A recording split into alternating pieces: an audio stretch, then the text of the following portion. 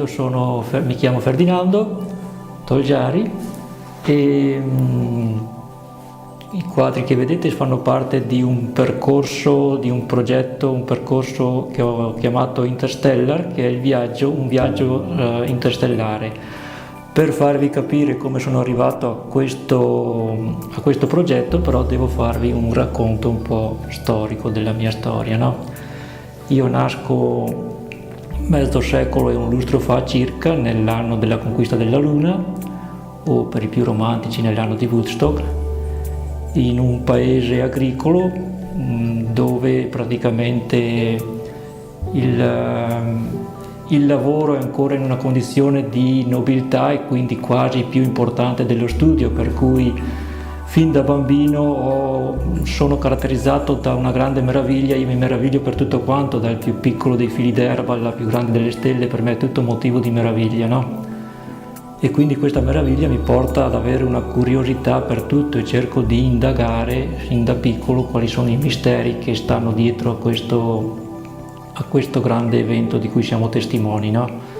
E quindi ho la passione del disegno, cioè mi piace molto disegnare fin da bambino, e quindi il mio principale indirizzo dopo le scuole dell'obbligo sarebbe quello appunto della scuola d'arte, però in quel tempo l'unica possibilità di partecipare, di iscrivermi all'Accademia di Belle Arti è di trasferirmi a Venezia. E io sono il quinto di 6 fratelli, quindi in una famiglia abbastanza numerosa, però trasferirsi a Venezia significa, oltre a pesare sulla famiglia come per l'iscrizione scolastica, anche pesare per quello che poi è il mantenimento, quindi la necessità di un alloggio, i viveri e così. E quindi in questo tempo preferisco rendermi utile più al sostentamento familiare, e quindi rinuncio allo studio e comincio ad andare a lavorare. Ecco, siamo in un tempo in cui il lavoro non è un problema, basta andare fuori dalla porta e si trova da lavorare, e quindi io mi ritrovo a fare l'apprendista in un'officina di meccanica. Resterò in questa officina per circa 6 anni e poi passerò nell'ambiente industriale, assunto in una fabbrica che produce barattoli, lavorando a ciclo continuo.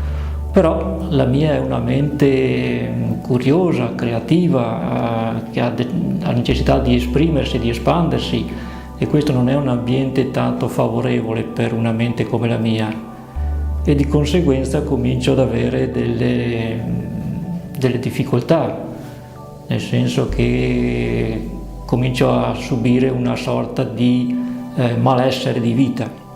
Ecco, questo sarà il periodo che io definisco la mia discesa agli inferi, no? Perché la mia curiosità da bambino mi porta a questa curiosità a interessarmi in tante cose, però le soluzioni teologiche non mi sono mai piaciute. Ho sempre preferito la mitologia, no?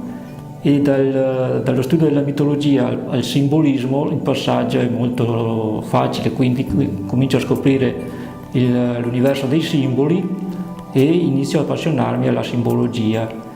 In questo periodo io, un po' per sfuggire a questa situazione di malessere, mi iscrivo ad una scuola serale di pittura.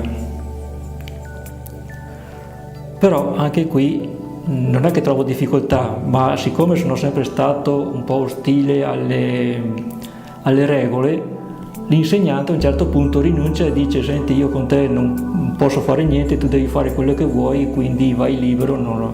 E quindi questo corso non è che mi serva più di tanto. Però insomma comincio a inserirmi in questo ambiente artistico, e da qui comincio anche a fare qualche esposizione, perché trovo delle possibilità di proporre le mie opere, che a quel tempo hanno un simbolismo molto tradizionale, no? Perché devo ancora fare una certa evoluzione. Tuttavia, quando inizio a fare queste mostre d'arte, mi imbatto in un ambiente che anche questo diventa un po' ostile per me, perché a un certo punto dall'esterno cominciano ad arrivarmi delle richieste per cui mi dicono: devi cambiare stile perché così fai vedere che c'è stata un'evoluzione, devi vendere i quadri perché così fai vedere che la tua opera ha un valore, e tutto questo devi per me diventa una forma di ostilità, per cui non riesco più a fare quello che è la mia espressione, ma cerco di soddisfare gli altri, e questo mi porterà a un certo punto a odiare anche il dipingere, il creare. Tanto è vero che in quel periodo io mi ricordo che avevo messo una tela su un cavalletto nel mio piccolo atelier, e sulla quale ho dato un paio di pennellate, e poi per 5 anni questa tela è rimasta ferma sul cavalletto e io passavo tutti i giorni davanti nella totale indifferenza, perché non avevo più stimoli, non avevo più desiderio nemmeno di dipingere. Nel frattempo inizia il mio conflitto interiore, perché lavorando in questo ambiente in cui non ho niente in comune, non riesco a esprimermi, inizia un conflitto tra la mia anima che vuole uscire e l'ego che invece cerca di trattenermi in questo ambiente attraverso le lusinghe e la paura, no? Vado avanti in questa situazione, nel frattempo sviluppo la passione per la scrittura, perché mi piace anche scrivere, e scrivo alcuni romanzi. Anche qui scrivendo mi confronto con il mondo letterario. Avendo scritto un primo romanzo e, come tutti i scrittori emergenti, pensando di aver scritto il romanzo del secolo, inizio a mandarlo a qualche editore perché lo possa valutare, però anche qua, dicevo, mi scontro con il mondo editoriale, dove il grande editore non ti considera se non dai garanzie, e il piccolo editore, giustamente anche per lui è disposto a pubblicare, ma solamente se contribuissi con le spese. Io ovviamente non ho niente in contrario contro queste cose, però per me è qualcosa che non è nelle mie corde, perché prima di tutto perché non mi posso permettere la spesa, e in secondo luogo perché se pago io le spese non so se il romanzo viene pubblicato perché ha valore o perché è stato pagato, no? E quindi aspetto fino a quando a un certo punto nel 2010 mi imbatto in un concorso letterario. Ormai il romanzo è scritto e quindi penso, mi costa solamente il costo dell'iscrizione, invio il dato scritto a questa casa editrice, e dopo 5-6 mesi, quando ormai non mi ricordo neanche più di essermi iscritto al concorso letterario, ricevo una lettera in cui mi si dice che il mio romanzo ha vinto il primo premio e verrà pubblicato, e così nel 2010 ho questa opportunità e pubblico il mio primo romanzo, Dolan Air, Il tocco degli angeli. Ecco, in questo romanzo è molto onirico, quindi cioè tutte le mie opere hanno come obiettivo quello di smuovere un po' la riflessione, no? Quindi anche questo romanzo è molto onirico, però qui traspare ancora il mio percorso oscuro, sono ancora nel mio percorso, sono ancora dentro gli inferi, diciamo, no? C'è ancora questa battaglia dentro di me. Sempre in quel periodo mi viene chiesto di scrivere la leggenda del castello di Sanguinetto, la Maranteca, che poi questa qua verrà rappresentata a teatro. Ecco, io procedo così fino a quando, 7 anni fa circa, alla fine cedo a questo malessere e decido di lasciare il lavoro, di cambiare vita praticamente, di lasciare il lavoro e dedicarmi a quello che effettivamente voglio essere, no?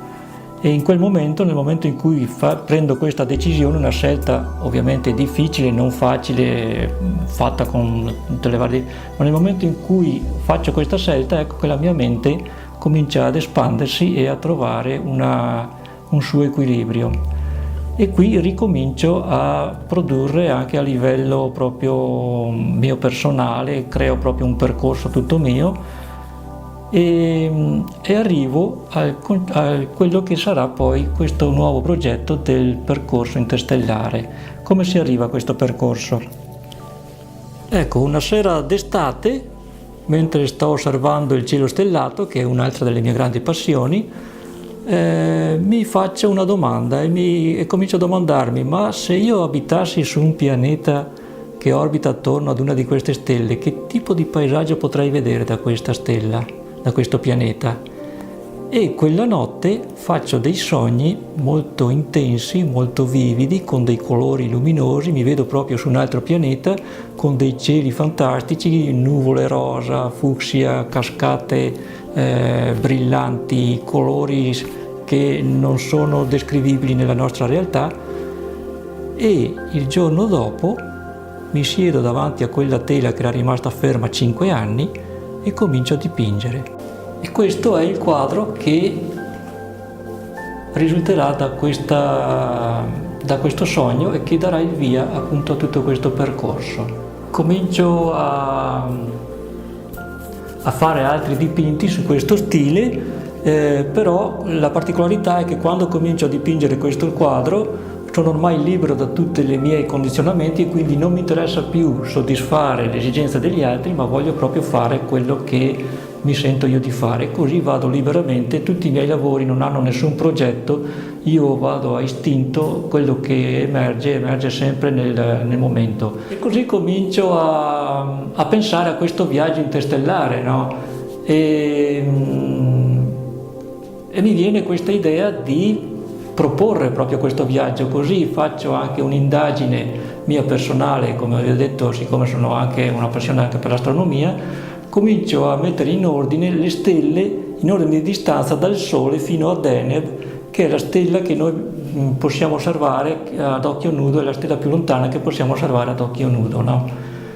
E quindi metto in sequenza queste stelle e comincio a dipingerle, però ovviamente mentre dipingo mi arrivano una serie di intuizioni, perché anche queste stelle avranno un loro linguaggio, avranno un loro alfabeto, un loro modo, e quindi ora spiegare tutto il percorso che mi ha portato a creare questo progetto è un po' complicato, però ogni stella ha un suo alfabeto, ha una sua scrittura, e quindi ogni stella ha quella che io chiamo una runa stellare, e ogni runa stellare ha un suo canto. Quindi ecco che, non so se si vede, però nei quadri vedete che c'è una scrittura particolare che è appunto quella fatta da rune stellari, no? Ecco, in questo periodo pubblico il mio secondo romanzo, Liutan, il primo sciamano, e in questo qui, anche questo qui molto onirico, qui traspare invece la parte già di emersione, no? della mia realtà infera. Il progetto è abbastanza ambizioso, perché poi io abbino alle stelle anche, ad ognuna stella abbino l'elemento, ma l'elemento poi a sua volta si evolve in 5 livelli, per cui abbiamo l'elemento in generazione, l'elemento in evoluzione, l'elemento in risoluzione, in espansione e in divenire. Quindi ogni elemento si sviluppa per 5 livelli, quindi ogni generazione per 5 e così via. Alla fine il progetto prevede che ci siano 125 dipinti per completare questo viaggio. Al momento ne ho prodotti 30, ma io confido che il buon Dio mi dia il tempo per realizzarlo tutto questo progetto.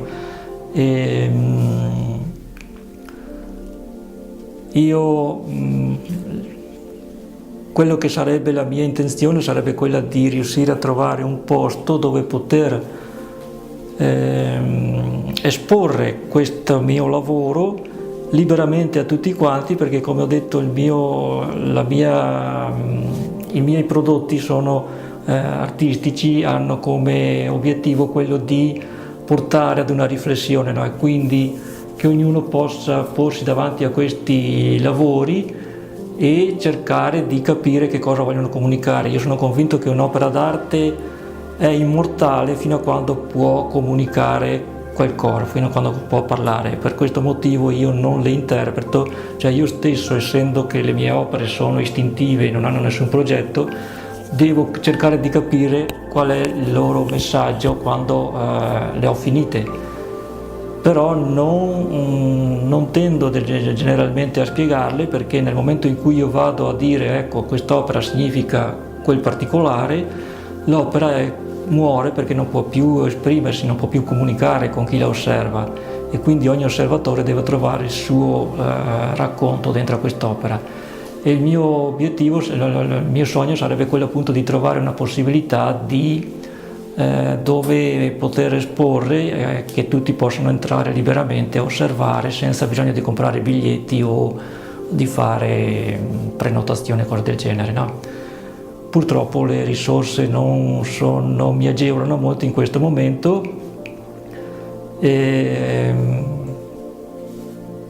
Poi io con la mia compagna, che sarebbe mia moglie, ma preferisco riferirmi a lei come la compagna con cui condivido questo mio attuale percorso, quindi abbiamo deciso di cercare di vivere con la nostra arte. Infatti anche lei, mia moglie, produce monili, quelli con il macramè, che sono qui sul tavolo se volete osservarli.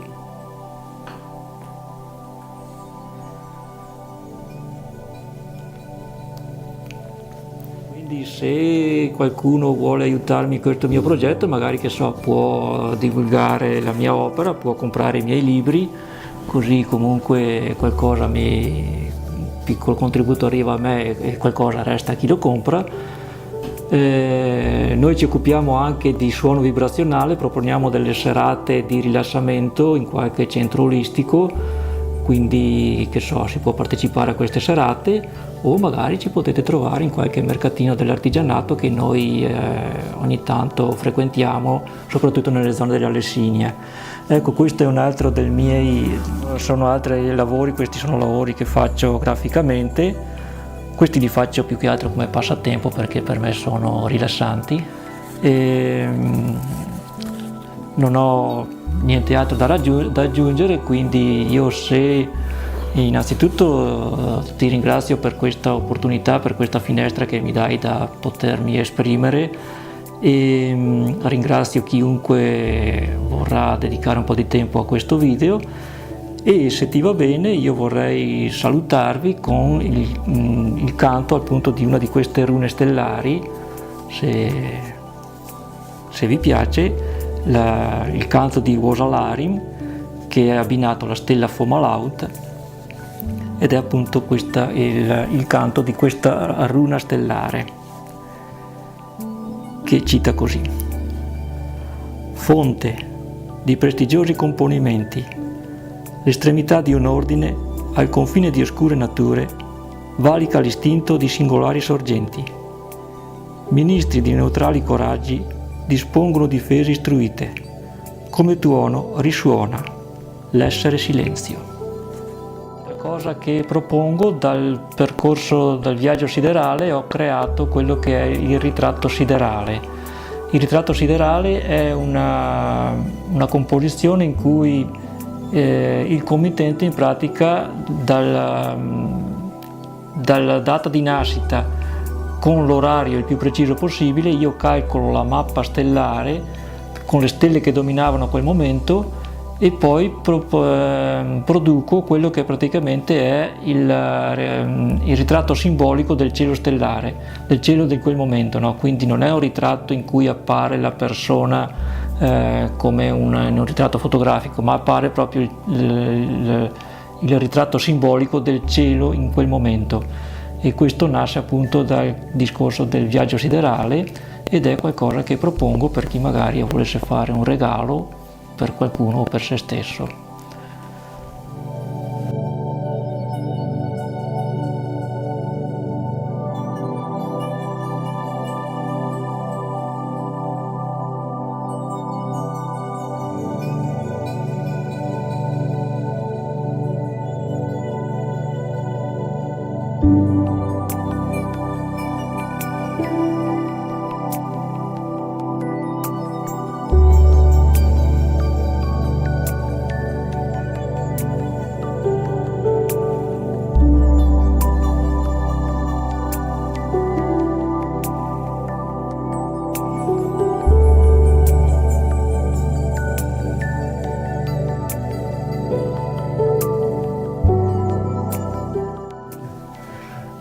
Grazie a tutti.